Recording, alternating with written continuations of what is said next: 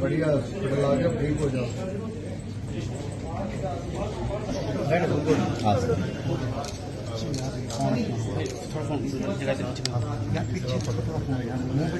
आज प्रधानमंत्री जी का जन्मदिन है तो उसी के लिए सबको बधाई शुभकामनाएं। जल्दी स्वस्थ हो जन्मदिन की बहुत बधाई, सबको शुभकामनाएं। आप स्वस्थ हो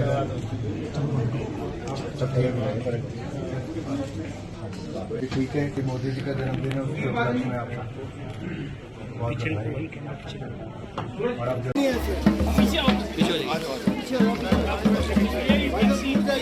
और पीछे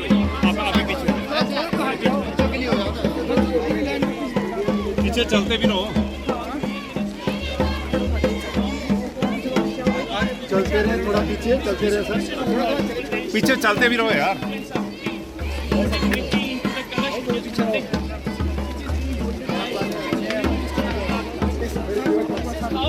Celebrations are taking place in different parts of the country and even in Shimla as well.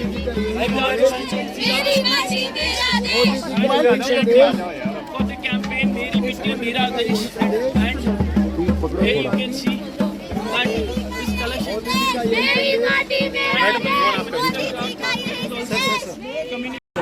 थोड़ा और ले लें।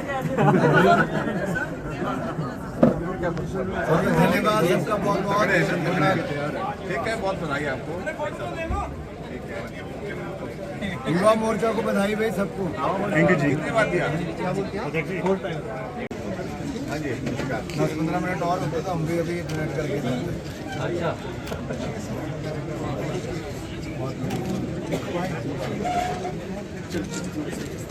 चलिए शुभकामनाएं साहब।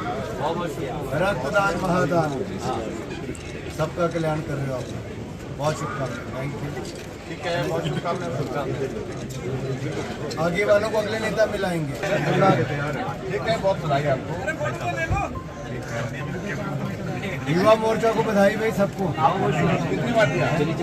जन्मदिन भी है, ब्लड डोनेशन भी हुआ, सर फल वितरण भी किया गया, सर क्या कहना चाहेंगे? दुनिया के सर्वाधिक लोकप्रिय नेता जिनको एक बार नहीं बार बार चुना गया और जिन्होंने भारत का नाम पूरी दुनिया में नई ऊंचाइयों पर लाया, जिनका जीवन हम सब के लिए प्रेरणा है, संगठन से लेकर सरकार तक उन्होंने अपने जीवन का हर क्षण हर पल भारत माँ की सेवा के लिए, भारत के उत्थान के लिए, भारत को नई ऊंचाइयों पर ले जाने के लिए, और अब चाहे चंद्रयान हो, मंगलयान हो, G20 हो या अन्य क्षेत्र हो, वहाँ पर भारत को नई ऊंचाइयों पर ले जाने का काम मोदी जी के नेतृत्व में हुआ।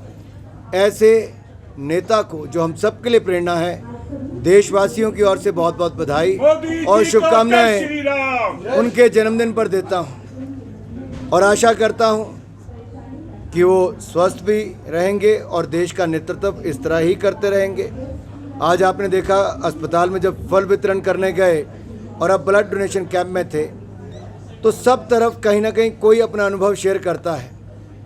अस्पताल में 2 लोगों ने तो यहाँ तक कह दिया कि मुझे तो लाखों रुपए न जाने मैं कहाँ से खर्च करता, इस एक मरीज जो मुसीबतों से गुजरता है उसको 5 लाख रुपए तक का इलाज आयुष्मान भारत योजना से मुफ्त में मिला। उनके परिवार के लोगों की आंखों में आंसू तक आ गए।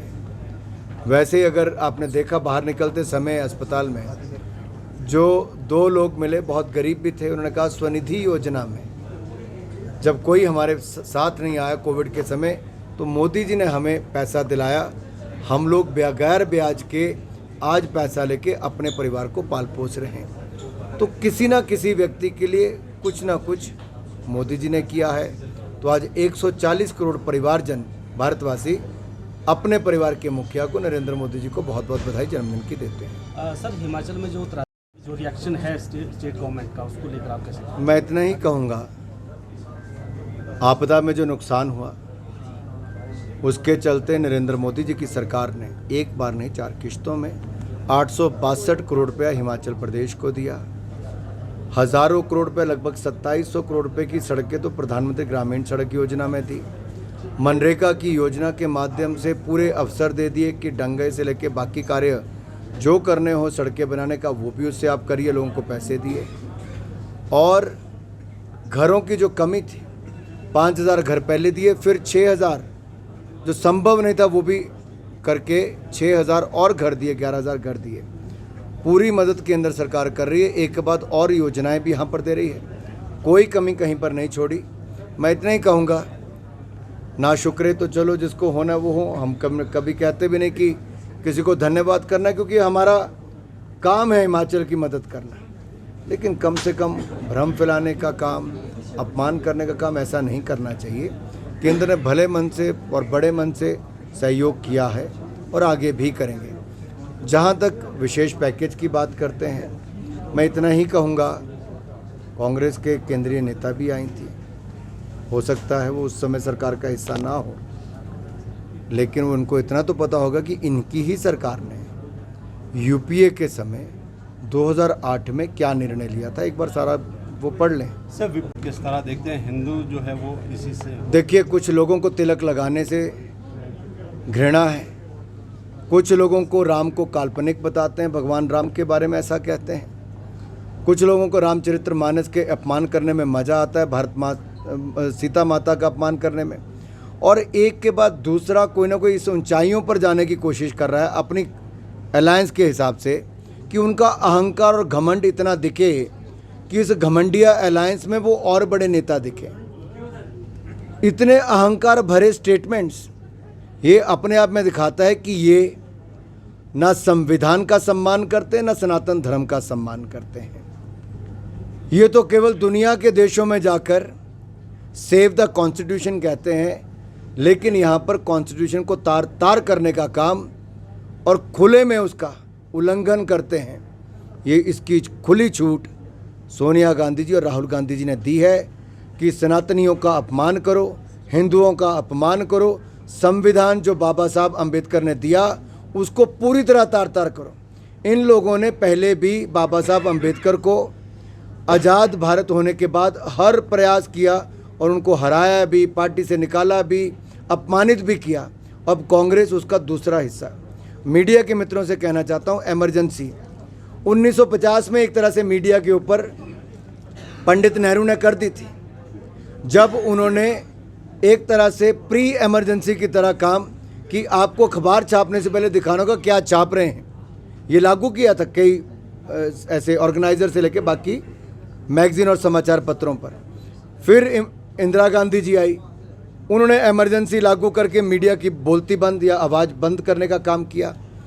अब जब यूपीए की सरकार थी तो उस समय कांग्रेस के मंत्री कपिल सिब्बल जी ने सेक्शन 66A के अंतर्गत एक बार फिर फ्री स्पीच को कुचलने का काम किया, बगैर चर्चा के बिल को पास किया, जो बाद में स्ट्राइक डाउन सुप्रीम कोर्ट ने किया। और अब राहुल गांधी और सोनिया गांधी जी इससे नहीं माने तो कई पत्रकारों की, जो बहुत बड़े वरिष्ठ पत्रकार हैं, उनकी लिस्ट निकालकर उनको दबाव बनाने का और उनकी आवाज़ को दबाने का और बंद करने का प्रयास कर रहे हैं। ये दिखाता है कि इन लोगों का लोकतंत्र में विश्वास नहीं। और जिस दिन दुनिया इंटरनेशनल डेमोक्रेसी डे मनाती है उसकी पूर्व संध्या पर ये लोकतंत्र को कुचलने का काम करते हैं, फ्री स्पीच का उल्लंघन करते हैं और सनातन धर्म और संविधान की खुले में अपमान करते हैं।